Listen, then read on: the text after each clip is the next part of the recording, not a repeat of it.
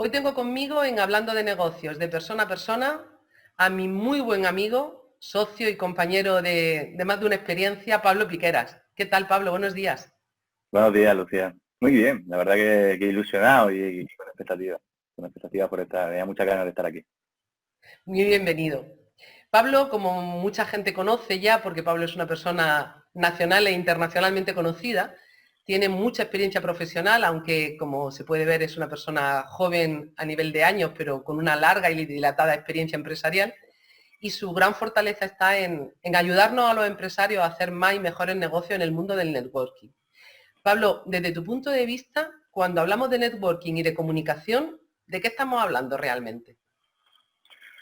Bueno, yo creo que la comunicación impregna todo, ¿no?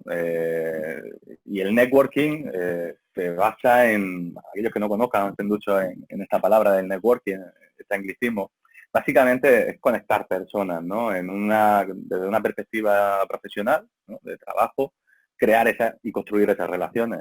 Entonces, a mí hay una frase que me gusta mucho, Lucía, que dice que las relaciones tratan sobre relatar, ¿no? Me gusta mucho porque comparten la raíz y creo que el networking y la comunicación van de la mano. Es decir, de qué manera eres capaz, no solamente de comunicar qué te hace diferente, no solamente de comunicar cuál es tu proyecto, cuál es tu visión o tu forma de entender los negocios, sino también comunicar una parte humana, ¿no? Porque al final cuando construimos relaciones tenemos que relatar cosas nuestras, ¿no? Cuando yo creo que esas vivencias personales son las que nos conectan los unos a los otros, ¿no? Yo siempre le digo a la gente que no existen los negocios B2B, ¿no?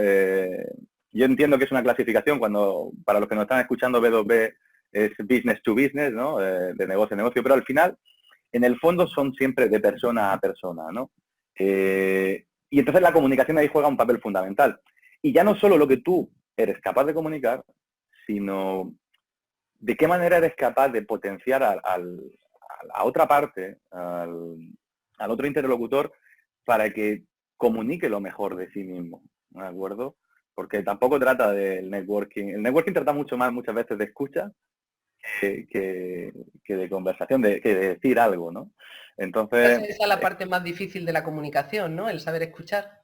A veces más que el saber saber, hablar. por supuesto, el saber escuchar y el saber generar las preguntas adecuadas que te lleven a una conversación rica, ¿no?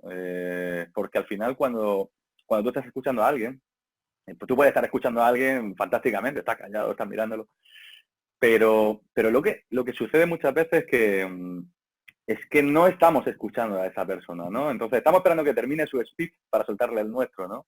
Y yo creo que esas preguntas pertinentes, esos resúmenes, ¿no? Muchas veces cuando condensamos la información, son cosas que yo creo que son importantes, ¿no? Si te he entendido bien, tú querías decir esto, querías decir lo otro, y háblame de esto. Y esas preguntas abiertas que permiten a la gente desarrollar. Yo siempre inicio, cuando conozco a alguien en un entorno profesional o en un entorno de networking, casi siempre mi primera pregunta es, bueno, ¿cuál es tu historia? Cuéntame tu historia. Me encanta esa pregunta porque la otra persona se le ilumina la cara y empiezan desde muy atrás.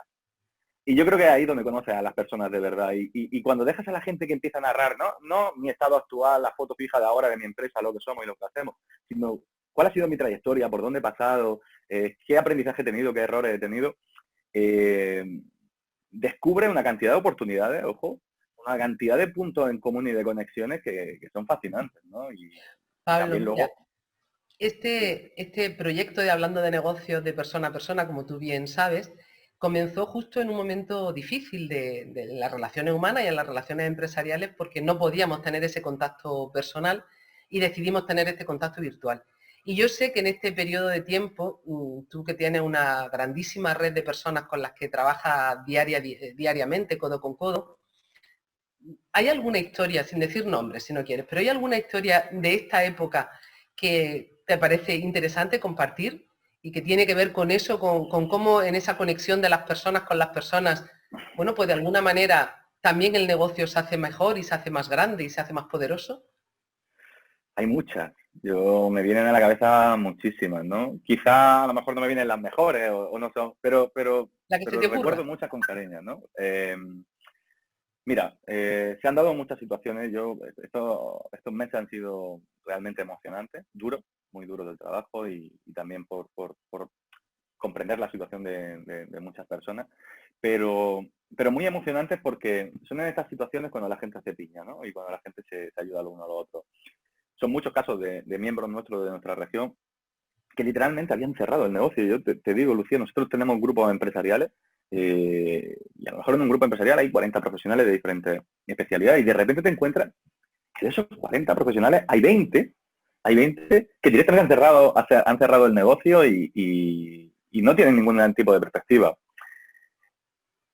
El nivel de solidaridad que se ha despertado en los grupos y cómo el resto de compañeros o los directores, tú eres una de ellas, habéis construido ese entorno de seguridad, ¿no? Donde habéis charlado con los compañeros, le habéis dicho, oye, yo recuerdo mucho una frase que tú me dijiste, que le comentaba a algunos de tus compañeros del grupo, que te decían, es que tengo el negocio cerrado. Y dices, ¿cómo que está cerrado? Te cerrará la parte de ventas. Tienes administración, tienes temas de bancos, tienes temas de I+D, tienes temas de mejoras.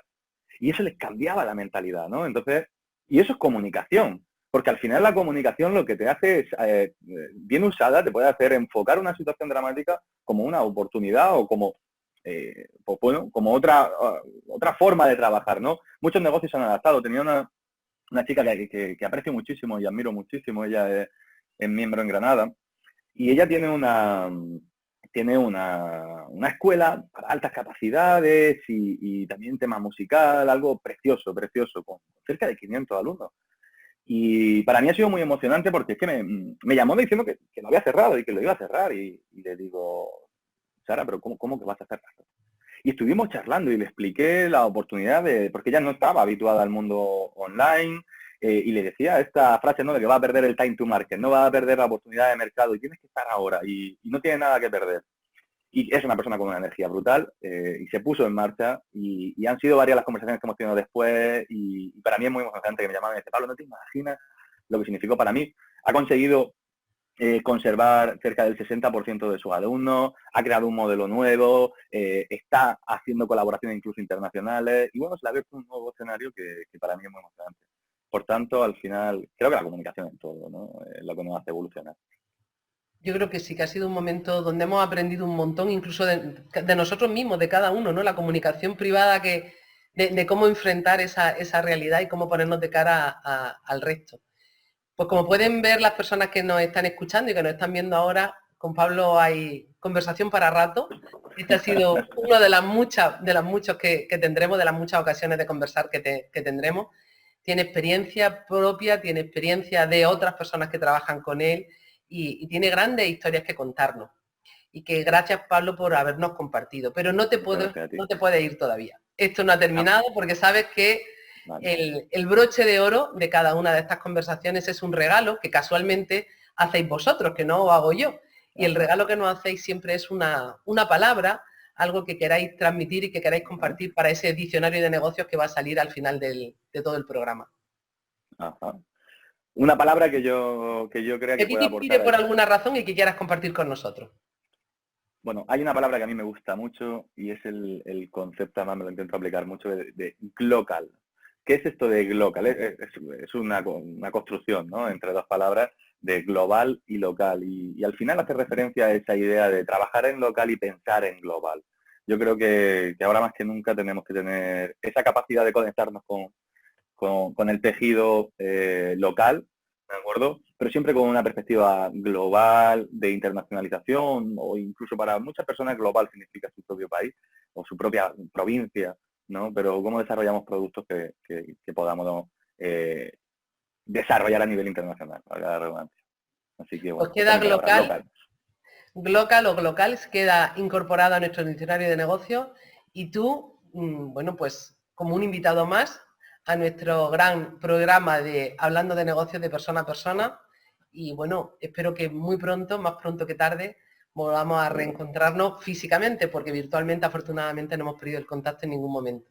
Gracias Seguro por que dentro compartir pronto. estos momentos conmigo, Pablo. Así, Lucía, siempre.